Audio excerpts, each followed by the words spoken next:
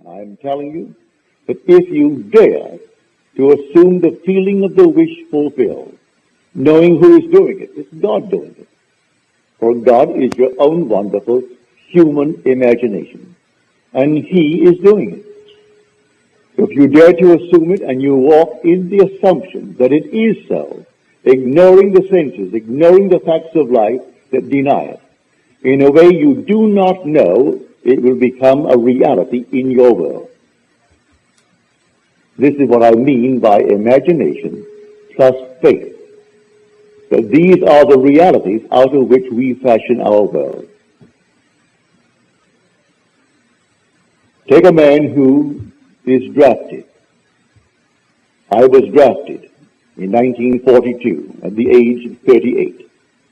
Not quite 38, but going on 38. Like millions of us, I dare say they all felt as I did, but they didn't know this principle. I knew I didn't want any part of it.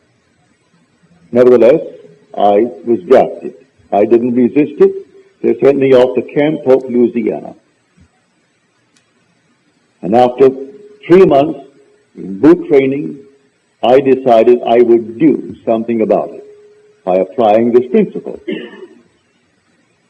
I asked, first of all, for an honorable discharge, because there was a regulation that came down from Washington that if a man was over 38 before March the 1st of 1943, he was eligible. It didn't say it was automatic. If his commanding officer felt that he needed him in his company, that decision was final with the commanding officer. You could not appeal it to any higher position. You couldn't take it to the general. So whatever your commanding officer was, and he was a colonel, if he decided he needed you in his battalion, you remained. Well, I applied based upon the fact that I was eligible, for I was 38 before March the 1st of 1943. And it came back to me disapproved and signed by my commanding officer. All right? That seems final. But there is nothing final in this world if you know who God is. If you know that your own wonderful human imagination is God, you do not accept anything on the outside that is in conflict with your wonderful desire.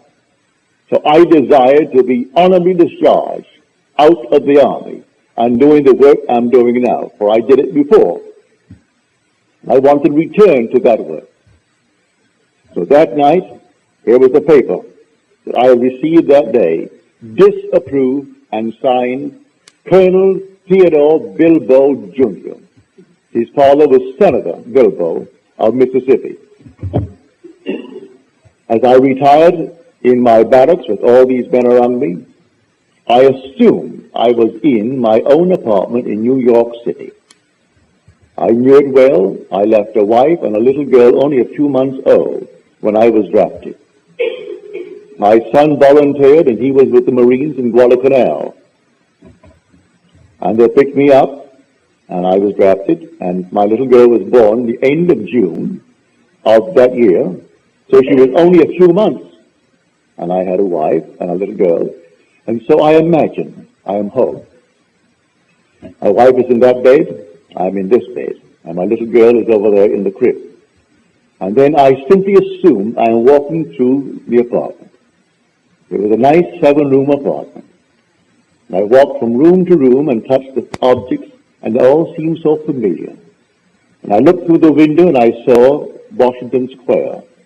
And I looked to my right and I saw 6th Avenue.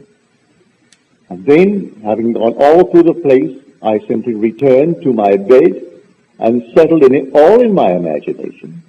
But I gave it the tones of reality. I gave it sensory vividness. I made it so real that it seemed to me I'm actually in my apartment in New York City.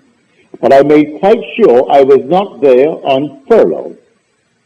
I was there because I was honorably discharged. No furlough, not going back. Well, 4 o'clock in the morning, before my eyes came a sheet of paper. It looked like the sheet that I got from the colonel, where it was disapproved. And as I looked at it, a hand came out from here to the hand and held a pen. And it scratched out the word disapproved, and it wrote boldly in script, approved. And then the voice said to me, that which I have done, do nothing. I woke, and all the boys had sung to sleep. I remained because I couldn't break their sleep. I remained until that very moment when I could go down and shave and clean before anyone else did, which I did. And this thing is permeating my entire brain, what happened to me that night. For 9 days, I did nothing. On the 9th day, the same colonel called me in. And after a long chat with me, he said, go back to your commanding officer, captain, and tell him to sign another application. And so I went back. I had done nothing in the interval. And he signed another application. I went back to the colonel, and the colonel approved it. And that very day, I was on a train from Camp Hope, Louisiana, to New York City, honorably discharged. To this day, none of them knew or know what I did. I did it all in my imagination. I believed that what I did was fact. I believe that my imaginal act creates facts, and therefore I actually lived in my apartment, and I was not any longer a soldier. I was a civilian, but I was honorably discharged from the army, not dishonorably. And in 9 days, it was fulfilled. I can multiply that story by hundreds if one will actually do it, for we are the operant power. Instead of doing strange things and getting wrong with the government and fighting for your objectives, you don't fight at all. The voice said to me, that which I have done, do nothing. Well, where was that voice? Within me. That very voice that I heard coming from without was whispering from within me. The voice that said to Moses, I am. That is who I am. And he heard us coming from without what is being whispered from within.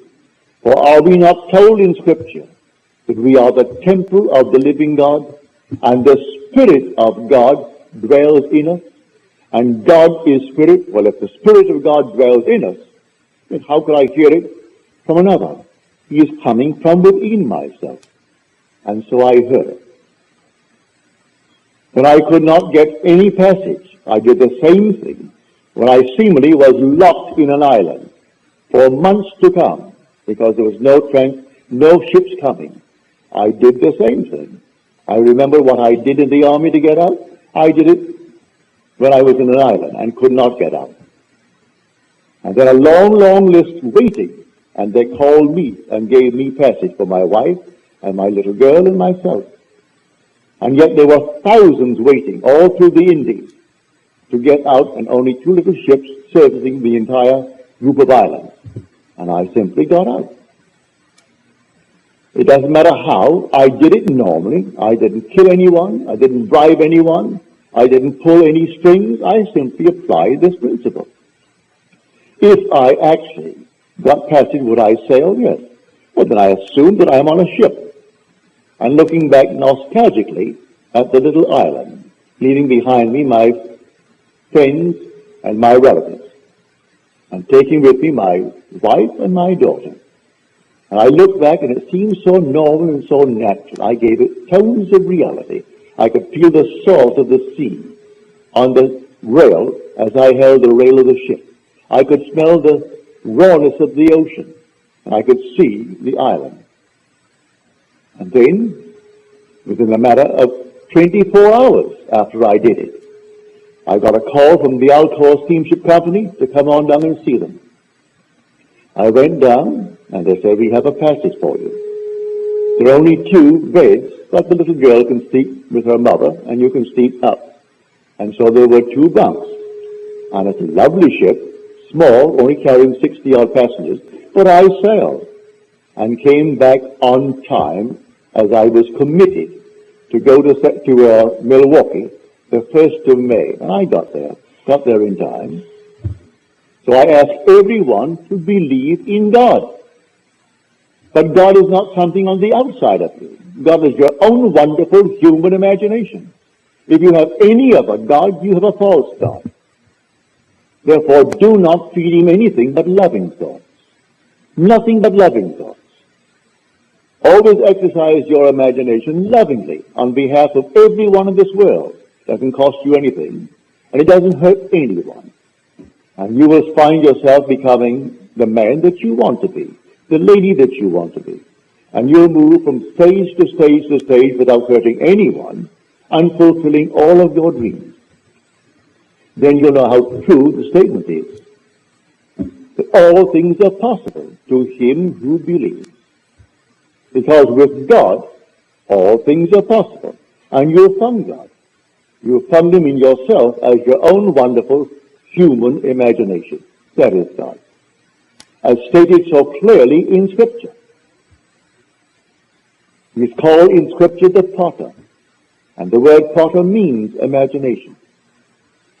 So I go down to the potter's house to see how he does it.